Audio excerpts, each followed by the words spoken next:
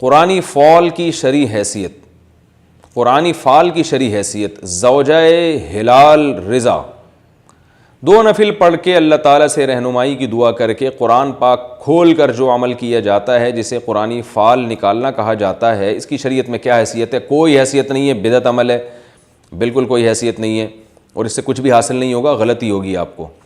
تو ویسے 2 رکعت پڑھ کے استخارے کی دعا مانگیں اور پھر کریں وہی جو آپ کے دماغ میں آ رہا ہے۔ کپڑوں کے ذریعے زکوٰۃ دینا، کیا لنڈے کے کپڑے پیسوں سے خرید کر زکوٰۃ کے طور پر دیے جا سکتے ہیں؟ مناہل فرید کوہاٹ، جی دیے جا سکتے ہیں۔ لنڈا بازار ایسی جگہ ہے جہاں ہر آدمی جاتا ہے، تو لنڈا بازار ایسی جگہ ہے جہاں سے آپ کپڑے لے کر آ کے دھو دھا کے اس کو صاف کر دیں، پتہ ہی نہیں چلتا کہ طارق روڈ سے خریدیں، ڈیفینس سے خریدیں، لنڈا بازار سے خریدیں۔ تو لیکن بہرحال جتنی زکوٰۃ بنتی ہے اس کی ویلیو بہرحال ہونی چاہیے، اتنی مالیت کے کپڑے ہوں۔ بنات کے مدرسے میں استاذ کیسے پڑھائے؟ بنت ولی لاہور، اگر بنات کے مدرسے میں استاد پردے کے پیچھے سے پڑھائے تو اس طرح استاد سے پڑھنا کیسا ہے؟ بنات کے مدرسے میں استاد کیسے پڑھائے؟ بنت ولی لاہور سے، اگر بنات کے مدرسے میں استاد پردے کے پیچھے سے پڑھائے تو اس طرح استاد سے پڑھنا کیسا ہے؟ اگر کسی کے شیخ اس طرح پردے کے خلاف ہوں تو کیا اسے وہ مدرسہ چھوڑ دینا چاہیے؟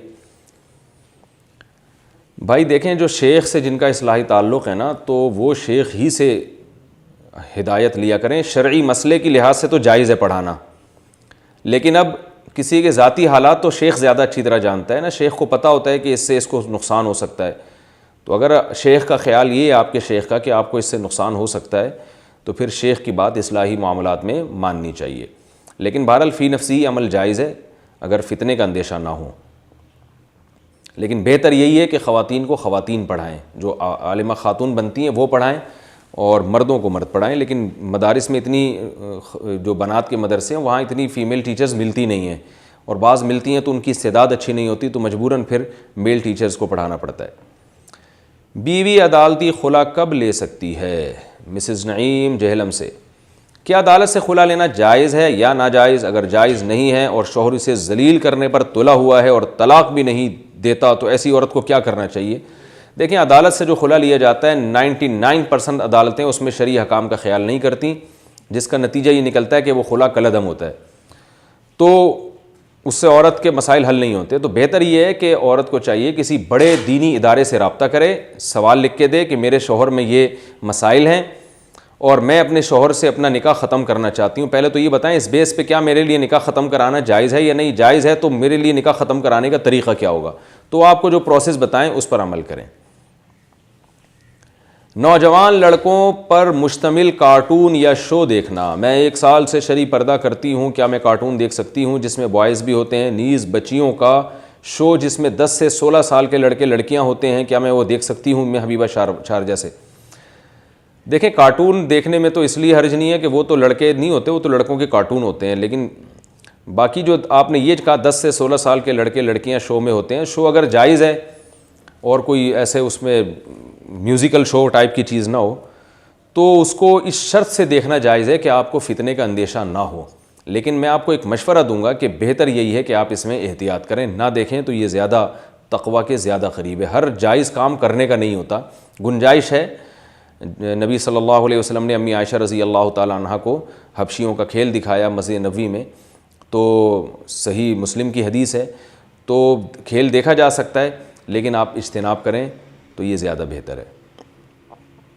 کیا صرف احد نام رکھ سکتے ہیں؟ کیا بچے کا نام احد رکھ سکتے ہیں یا ساتھ میں عبد لگانا ضروری ہے؟ سلمہ صاحبہ کراچی سے، جی احد نام بھی رکھ سکتے ہیں۔ جب احد کی نسبت اللہ کی طرف ہوگی تو اس کا معنی کچھ اور ہوتا ہے، انسان کی طرف ہوگی تو اس کا معنی کچھ اور ہوتا ہے۔ اللہ کی طرف ہوگی تو مطلب یکتا، یعنی وہ یکتا ہونے میں کامل ہے، اس جیسا کوئی ہو ہی نہیں سکتا۔ اور جب انسان کو ہم احد کہیں گے تو یکتا کا مطلب ہے کہ منفرد اور یونک، اور یعنی انسانوں میں ایک یکتا ہے، نایاب گویا ایک بچہ پیدا ہو گیا ہے۔ تو مائیں تو اپنے بچوں کو یہی سمجھتی ہیں کہ مارکیٹ میں اس جیسا بچہ اب تک آیا ہی نہیں ہے، تو ٹھیک ہے، اچھا گمان رکھ کے آپ رکھ سکتی ہیں نام یہ۔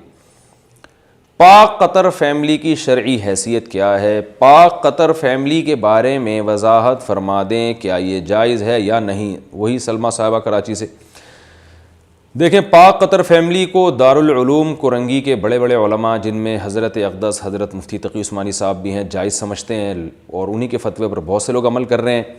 ہمارے ہاں جو جامعۃ الرشید ہے، میں تو یہاں جامعۃ الرشید کی رائے نہیں بتاتا، میں تو اپنی رائے بتاتا ہوں، تو مجھے بہرحال میرے چھوٹا منہ بڑی بات ہے، لیکن ہمیں اس کے جواز پر اطمینان نہیں ہے، اور جامعۃ الرشید سے بھی اب تک اس کے جواز کا فتویٰ گیا نہیں ہے، یعنی جامعۃ الرشید کو بھی کچھ اشکالات ہیں اس پر، تو نہ تو ناجائز ہونے کا فتویٰ انہوں نے دیا ہے، نہ جائز ہونے کا فتویٰ دیا ہے، کیونکہ ابھی تک جامعۃ الرشید کو جو اشکالات ہیں اس پر اطمینان نہیں ہے۔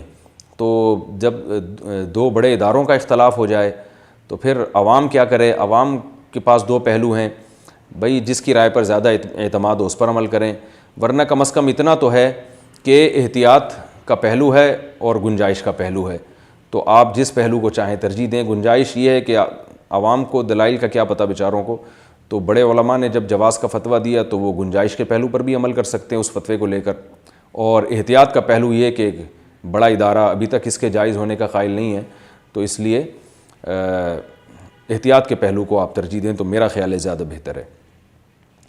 بھانجی کو فیس کا کہہ کر زکوٰۃ دینا کیسا ہے؟ کیا میں اپنی بھانجی کو اسکول کی فیس کی مد میں زکوٰۃ دے سکتی ہوں؟ میری بہن خلا یافتہ ہیں، وہ جاب کرتی ہیں اور ان کے پاس کچھ زیور بھی ہے، نیز اگر بچے کے نام پر بھی کچھ زیور رکھا ہو تو کیا حکم ہوگا؟ مریم صاحبہ اسلام آباد سے۔ بھائی جس کے پاس سونے کا زیور ہوتا ہے نا، اس کو زکوٰۃ نہیں دی جا سکتی، کیونکہ آج کل اس کی مالیت اتنی ہو جاتی ہے کہ وہ خود صاحب نصاب بن جاتے ہیں، تو اس لیے ان کو زکوٰۃ نہ دیں، اور واقعی اگر غریب ہیں، زیور ویور نہیں ہے، سونا وغیرہ نہیں ہے، اور 52.5 تولہ چاندی کے برابر رقم نہیں ہے، تو پھر ان کو زکوٰۃ دی جا سکتی ہے کسی بھی لیول سے۔ آپ گفٹ کہہ کے دے دیں، فیس کے نام پہ دے دیں، لیکن ان کو ہینڈ اوور کرنا ضروری ہے، ان کو یا ان کے کسی وکیل کو۔ یعنی اس وقت زکوٰۃ کا کہنا زبان سے ضروری نہیں ہے کہ یہ زکوٰۃ ہے، بلکہ عزت دار آدمی کو تو یہ کہنا ہی نہیں چاہیے کہ میں زکوٰۃ دے رہے ہیں، کیونکہ عزت دار آدمی زکوٰۃ لیتے ہوئے شرماتا ہے، تو اس کو ہدیے کے نام پہ دینی چاہیے۔ اگر خریدنے والا سودی قرضے کے پیسے دے تو کیا حکم ہے؟ اگر کوئی اپنا گھر بیچنا چاہ رہا ہے اور لینے والا قرض لے کر پیسے ادا کرے، گھر بیچنے والے کے لیے وہ پیسے لینا جائز ہوگا یا نہیں؟ شاہین صاحب انڈیا سے۔ یعنی وہ گھر کے پیسے سودی قرض سے دے رہا ہے، تو دیکھیں جب بینک سے کوئی سودی قرض لیتا ہے نا، تو وہ قرض کی رقم سود نہیں ہوتی، سود وہ رقم ہوتی ہے جو آپ بینک کو دیں گے، تو اس لیے قرضہ لینا تو حرام ہے مگر وہ رقم حرام نہیں ہے۔ اس رقم سے کوئی بھی چیز خریدتا ہے تو بیچنے والے کے لیے وہ رقم لینا جائز ہے۔ ہاں، کسی نے کسی کو قرضہ دیا اور اس قرضے سے سود لیا اور وہ سود کی رقم الگ سے اس نے رکھی ہوئی ہے، پھر وہ سود کی رقم سے آپ سے گھر خرید کے آپ کو پیسے دیتا ہے، تو پھر آپ کے لیے وہ پیسے لینا جائز نہیں ہوگا۔ تو قرضے کا حکم الگ ہے، سود کی رقم کا حکم الگ ہے بالکل۔ Ask Mufti Tariq Masoud.